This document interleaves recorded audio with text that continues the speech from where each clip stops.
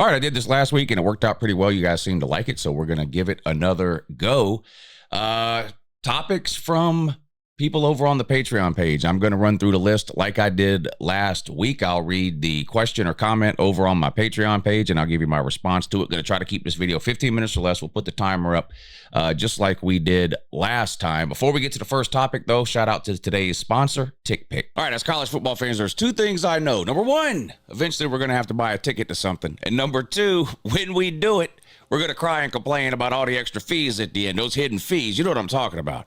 It says the ticket costs whatever it costs. You go to buy it. It ends up costing twice that much because of all the hidden fees. I have a solution for you. Download the TickPick app today. The price you see is the price you pay. No hidden fees, guaranteed. Shout out to the sponsor of today's video, TickPick. When me and the lady were out in Vegas over the summer to see the Weeknd in concert, TickPick is the app we use to buy the tickets, and it's true. The price you see is the price you pay. Guaranteed lowest prices. Over 20 million people are using the TickPick app right now. They got you covered no matter what you need. NFL, NBA, Major League Baseball, college football, concerts like I mentioned. Lowest prices guaranteed, no fees ever. The price you see is the price you pay. I've got the app put up on my phone now. The Georgia-Texas game is a big one coming up. TickPick's got all the tickets, whatever section you want. It's easy to use. You'll be familiar with the layout if you've used any. If you've ever bought a ticket to anything before, you'll be very familiar with the layout. Simple to use. Download the TickPick app today. You'll be glad you did. Lowest prices guaranteed. No fees. The price you see is the price you pay. Uncle Lou said so. Every single ticket over on TickPick is backed by the Buyer Trust Guarantee, so you can be sure and you can trust that your seats are legit. And you already know, of course, I have a code for you. That's right. Use code HMA, and they're going to give you $20 off your first set of tickets, $100 or more. That's right. It's that simple. Spend $100, save $20 with code HMA. Make sure you click the link down below in the description. That will download the app and automatically apply that discount code HMA. Save you $20 off $100 or more. Shout out to TickPick. All right, Nate B over on the Patreon page says, coaches should be let go, but the buyout is too high. Maybe fan bases want the coach gone, but would be worse off if the coach left. Good, bad, or ugly spots they could end up. I'll address sort of the buyout situation. This is something I've been talking about for a couple of years, and not just me. A lot of people have been talking about this, and I think we've seen it become a reality, which is, I think the days, generally speaking, of schools spending 40, 50, 60, 70, 80 million dollars on coaching buyouts are over. I'm hesitant to say it'll never happen again because I've seen so much crazy stuff in college football over the last 4 or 5 years that I don't think I would say for sure, never on anything. But last year, for example, at the end of the season in 2024, there were 3 coaches fired. That's it, which is extremely low. And the highest buyout paid was $9 million. Now, we've already seen a couple of coaches fired this year, but the buyouts were very manageable. And there are some sort of high-profile coaches that under normal conditions, I think right now we would be talking about hot seat or being fired. But because of buyouts, it may not happen. Rev share, the schools have to pay the players $21 million a year now. That money has to come from somewhere. I don't believe that the schools are going to continue to pay these huge buyouts. So you look at people like Mark Stoops at Kentucky, James Franklin at Kentucky, Billy Napier at Florida. I think in any other year in the history of college football, I think Billy Napier gets fired the end of last year. He didn't. Why? Florida had to pay the players $21 million this July, that 2 months ago. They knew that. There's only so much money to go around. We like to sort of pretend that these schools just have like an infinite money glitch. And yeah, they make a ton of money, but they spend it too. And so I really think the days of these schools paying these massive buyouts are over. And I think that is going to lead to some coaches remaining at schools, whereas in the past, you go, that coach would have been fired by now. The money doesn't grow on trees. Let's see what else we have here. Badger for Life says, it's halfway through the season. What's your conference champions and who's making the playoffs if it starts today? I don't know if I can do a full playoff rundown here off the top of my head, but in terms of conference champions, if I had to pick right now, I think the ACC would be the easiest. I would go with Clemson. It doesn't mean Clemson. I'm sorry, Miami. I'm so used to saying Clemson winning the ACC. I would go with Miami if I had to pick one right now. Does it mean Miami's going to win the ACC? We've seen Miami. Let's not forget this, y'all. We've seen Miami start 4-0, 5-0, 6-0, 7. I think last year they were 8 or 9-0, lost 2 of their last 3 games, and then ended up not even making the ACC championship game of the playoffs. And that happens to somebody every year. Hell, BYU last year were they 9-0? Didn't even make the Big 12 title game, so it got left out of the playoffs. Weird things have been happening the first month of the season. What makes you think weird things aren't going to happen in November when seasons are literally on the line? So the ACC, I think, there's a clear-cut favorite there, and it's Miami. So I would go with Miami right now in the ACC. When you look at the SEC, we're really just getting into conference play. Most teams have only played 2 conference games. Some have only played 1, like Texas, for example, and they're 0-1. It's anybody's guess what's going to end up happening in the SEC. And because we've gone away from divisions in college football, it makes it even more complicated at the end of the year to try to determine who's going to be even getting into these conference championship games, never mind winning them, right? The SEC could be headed for a scenario where at the end of the year they have, let's say, maybe one team with 1 conference loss who's in the SEC championship game. But there could be a scenario where there are 4 or 5 SEC teams all with 2 losses. Well, because there's no divisions to separate that, you get into 3rd, 4th, 5th, and 6th tiebreakers, which are so hard to understand and complicated to explain that I'm not even going to attempt it here. In certain scenarios, if it gets far enough down the list, it could literally come down to a coin flip, a literal coin flip between 2 teams. You obviously have head-to-head results. If you only have 2 teams that are tied, let's say 2 conference losses apiece, and they played each other, the winner of that game, of course, gets in. But once you get to 3 or more teams that are tied with the same record, that's out the window. You can't do head-to-head with 3 different teams. So you go to varying degrees of tiebreakers depending on how many teams are tied and how many tiebreakers down the list you have to go. So it becomes it gives you a headache to even try to figure it out. If I had to guess right now just on who's going to win the SEC, I don't even know if I can make a guess there. Alabama's got a couple of really good wins in a row on the road at Georgia and home against Vandy, but they still got games this week at Missouri, at home against LSU, home against Oklahoma. They play Auburn. They play Tennessee. They've got a series of difficult games remaining. Alabama does. Oklahoma's undefeated. They play Texas this weekend. They play South Carolina. They play Alabama, like I just mentioned. I don't know that you can, with any real confidence, pick an SEC champion right now. I would lean towards the teams that are still undefeated this late into the season: Bama, Oklahoma, Missouri, although either Alabama or Missouri is going to take a loss this weekend. But it's hard to say in the SEC. The Big Ten, it looks like Ohio State and Oregon are probably headed for a clash in the Big Ten championship game. They don't play each other in the regular season. They're both undefeated right now. Indiana plays at Oregon this weekend, so obviously the winner of that game has a big leg up in terms of making the Big Ten title game. But right now I'd go with Ohio State, Oregon in the Big Ten title game. And in the Big 12, I guess Texas Tech is probably the favorite right now. But I think I think the Big 12, like the SEC, is headed for a massive train wreck in November, where you're going to have multiple teams, possibly 4 or 5 teams, tied with 1 or 2 conference losses in the month of November, where almost every single game played in November becomes a de facto playoff game. So it's a complete mess, and honestly, almost a waste of time to try to figure out some of these conference champions right now. Terrence J says, as a Florida State fan, why is Mike Norvell still at Florida State? Can't recruit, can't develop, can't coach. I agree with all of those things. He's in the state of Florida, which is a hotbed for high school recruiting. Yes, yet every single year he has to dump his roster and redo it through the portal. It doesn't make any sense. Florida State is not a school that should be operating that way. Colorado does that. They're Colorado. You're not Colorado. You're Florida State. He's supposed to be some sort of an offensive or genius or quarterback type of guy. Where is the quarterback? I've asked this question before. No one's answered it. This is his 6th year there.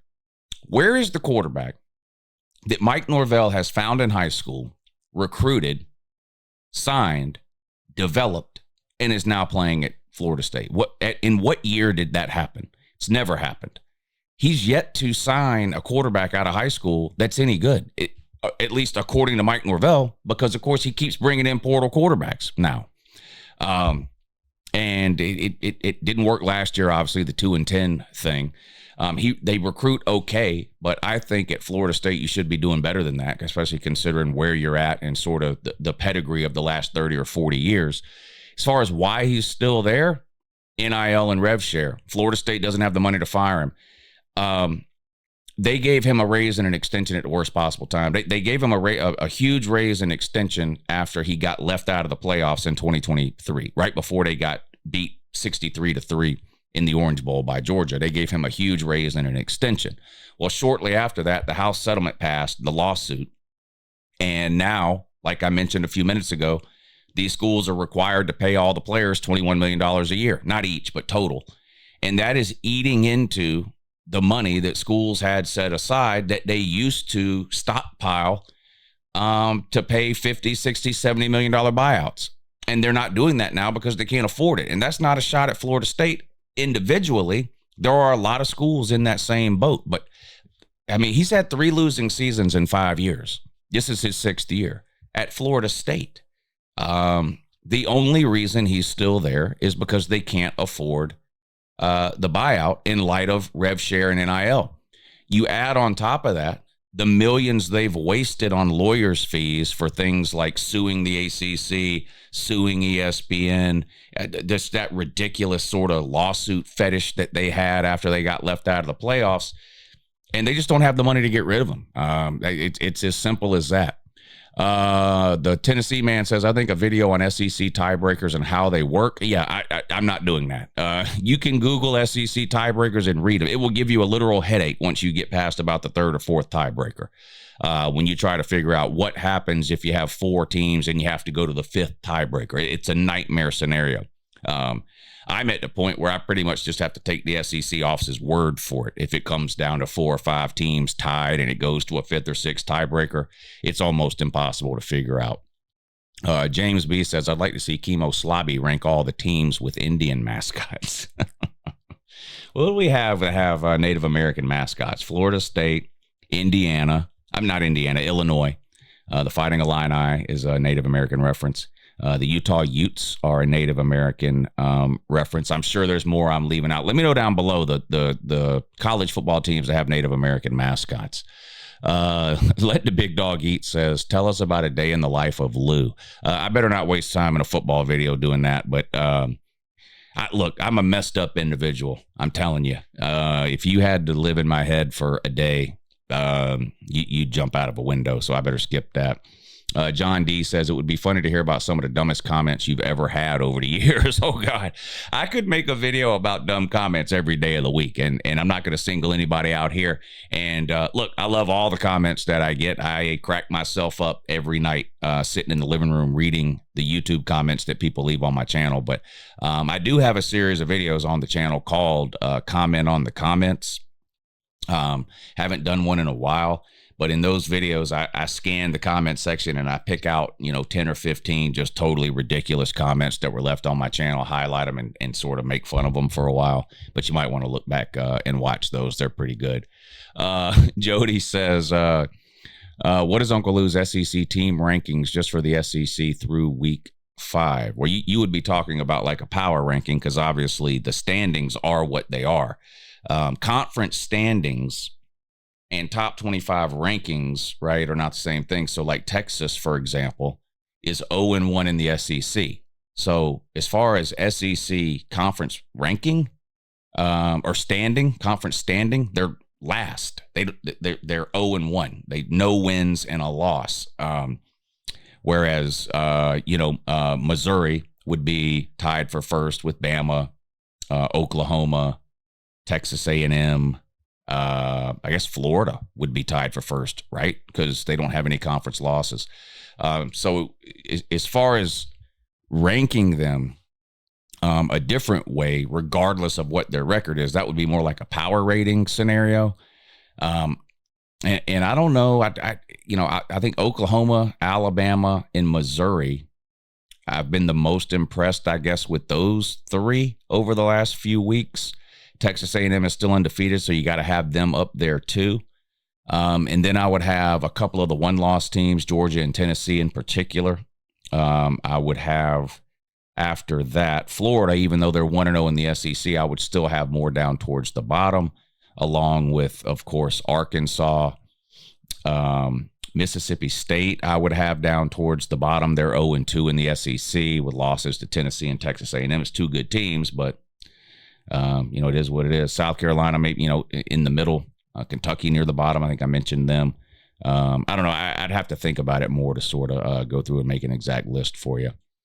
Matt B says, will the profit sharing make teams keep bad coaches longer? Yeah, that's a popular question. Yeah, and a lot of us have been talking about that for years, but the money grows on trees deal in terms of coaching buyouts is likely over. I would be shocked if we saw another $80 million buyout.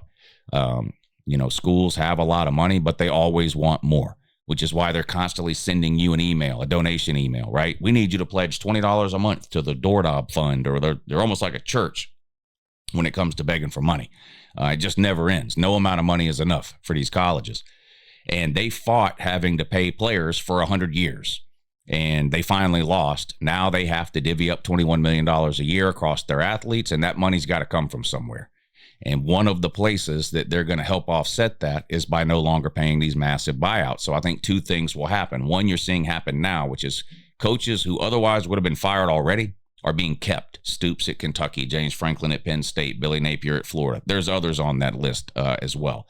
And number two, I think you're going to see a change in contract structure going forward with these coaches. I think schools are going to be less likely to hand out these 10-year, $10 million a year contracts. You guys know how buyouts work, right? If you give a coach a 10-year contract at $10 million a year, that's $100 million. If you fire him after 3 years, you've paid him $30 million, you owe him $70 million. If you fire him after 5 years, you've paid him $50 million, you owe him $50 million. I wouldn't be surprised at all if we see a change in the contract structure as far as the buyouts go. That could be something that we see too. Explain to the 3 bottles deep Ohio State man from the call-in show last Thursday how Georgia and Alabama are not rivals, says Evan215, who's a Michigan fan. Two teams being good at the same time and playing doesn't make them rivals. It makes it a good game. Indiana's playing on the road at Oregon this weekend. That's going to be a great game. It's 2 top 10 teams, undefeated. Both teams made the playoffs last year. It's going to be a huge game. It's not a rivalry. And Georgia and Alabama are not historical rivals. They're just not. They've both been in the SEC for a long time, but there's never been a period of time where Georgia and Alabama played every year because of SEC scheduling. It just hasn't been a thing. If you take Alabama fans and line them up and ask them to name their top rivals, they're going to tell you Auburn, Tennessee, Mississippi State, LSU. You're going to get some combination of those answers from the Alabama fans. If you line up Georgia fans and you ask Georgia fans to name their rivals, they're going to tell you Florida, Auburn, Georgia Tech. Now, that's Georgia's only 3 rivals. There are some geographical, like mini rivalries based a lot of times on where people live. For example, I live in Georgia on the border of South Carolina. So growing up, I had a lot of friends who were South Carolina fans. So the Georgia-South Carolina game every year became a big deal to me.